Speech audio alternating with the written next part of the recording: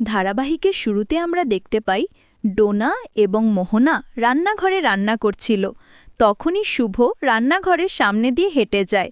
তখন মোহনা ডোনাকে বলে, তেলটাও তো ফুরিয়ে গেছে, এখন তেল ছাড়া রান্না করব কিভাবে? তখন ডোনা বলে, আমার হাতে ময়লা লেগে আছে, আমি ওকে সেখানে কিভাবে যাব তেল আনতে? আমাদের তেল তো স্টোররুমে রাখা থাকে। ডোনা মোহনার কথার পাত্তা না দিয়ে শুভ স্টোররুম থেকে তেলের বোতল এনে দেয়। তখন ডোনা বলে, শুভ, তুমি কিভাবে জানলে আমাদের তেল লাগবে? এদিকে মোহনা বলে, তুমি কেন কষ্ট করে তেল আনতে গেলে, আমি গিয়ে নিয়ে আসতাম। কিন্তু শুভ কারোর কথার উত্তর না দিয়ে ওখান থেকে হেঁটে চলে যায়। পরবর্তীতে আমরা দেখতে পাই ঠাম্মি ঠাকুরঘরে পুজো করছিল এবং সমস্ত বাড়িতে প্রদীপের শোয়া দিতেছিল।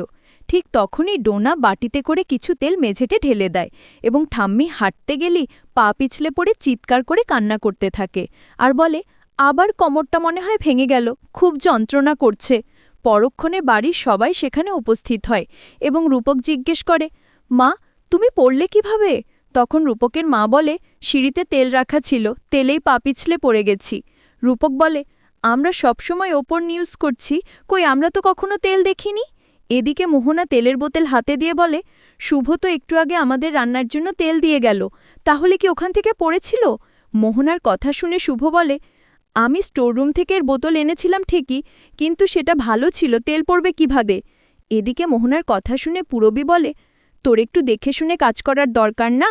শুভ, আসলে তুই তো সবসময় অন্যমনস্ক থাকিস। আমার মনে হয় কি এবার তোর একটু রেস্টের প্রয়োজন। আমরা তো বাড়িতে সবাই আছি, সবাই আমরা এদিকে সামলে নেব, তোর এবার রেস্টের প্রয়োজন। পূরবী এটাও বলে যে হয়তো একা হাতে সবকিছু সামলাতে গিয়ে তুই আর পেরে উঠছিস না। আর সকালে সেটা তো দেখলামই, কাউকে কিছু না বলে বাড়ি থেকে বেরিয়ে গেলে, তারপর বাড়িতে ফিরে অন্যমনস্ক, কোনো কাজে তোর মন নেই, আর মনে হয় ঘুরে বেড়াস। এরপর আদি বলে, আচ্ছা, যা হওয়ার তো হয়ে গেছে। শুভ, তুমি এখন ঘরে যাও, কিছুদিন তুমি রেস্ট নাও। তখন শুভ বলে, আদি, তুমিও কি সবার মতো এটাই বিশ্বাস করো যে আমি তেল ফেলেছি? আদি বলে, দেখো, আমি তো তোমাকে সকাল থেকে দেখছি তুমি অন্যমনস্ক হয়ে ঘুরে বেড়াচ্ছ, তাই আমার মনে হয় তোমার কিছুদিন একটু রেস্টের প্রয়োজন, যেহেতু তোমার প্রেগন্যান্সি সামনে। আদি এটা বলে যে এই বাড়িতে আমার আগের মতো সেই জায়গাটা নেই, আমি সবার সাথে উঁচু গলায় কথা বলতে পারি না, উঁচু গলায় কথা বলার মতো অধিকারটাও নেই। সবাই আমাকে নিয়ে কত কিছুই না ভাবে, আমাকেই বাড়িতে থাকতে দিয়েছে নিজের মনে করে, এটাই তো অনেক। পরক্ষণে শুভ বলে, তুমি এমনটা কেন বলছো? রাতেই তো তোমার ভাই বোনেরা তোমাকে কত কথা বলল, তাহলে এসব কথা এখন কেন বলছো?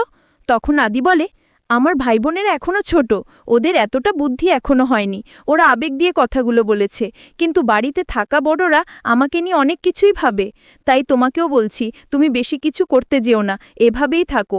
এটা বলে ঘর থেকে বেরিয়ে যায় এবং শুভ মনে মনে বলে, তোমার মন ভালো করার জন্য আমি এত কিছু করলাম, কিন্তু কোনো লাভ হলো না। তোমার মনে অনেক অভিমান জমে আছে, জানি না এই অভিমান কবে ভাঙবে।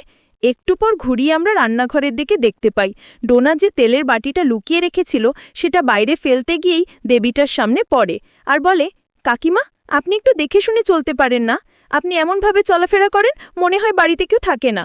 পরবর্তীতে দেবিকা মনে মনে বলে, মেঝেতে তেল পড়ে যাবা, আবার এখন ডোনার হাতে তেল, নিশ্চয়ই কোনো গণ্ডগোল আছে, এখনই আমার শুভকে এই কথাটা জানাতে হবে।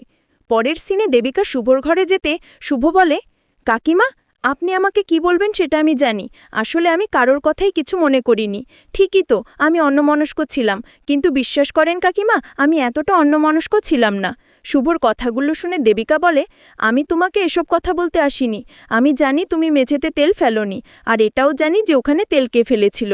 আমি একটু আগে ডোনার হাতে সর্ষের তেলে বাটি দেখলাম, আর তাতেই বুঝতে পেরেছি তেল ডোনায় ফেলেছে, কিন্তু কেন ফেলেছে সেটা বুঝতে পারছি না।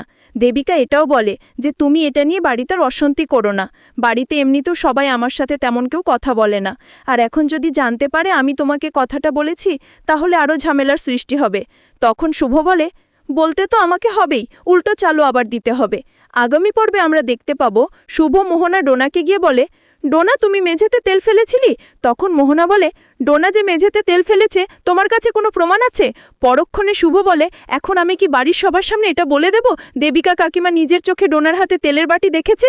অন্যদিকে আমরা দেখতে পাই আদি তার বাবাকে বলে, ড্যামেজ হওয়া কোনো জিনিসই ভালো নয়, এই বাড়িতে আর কোনো কিছু আগের মতো থাকবে না, সেটা আমি খুব ভালো করেই জানি।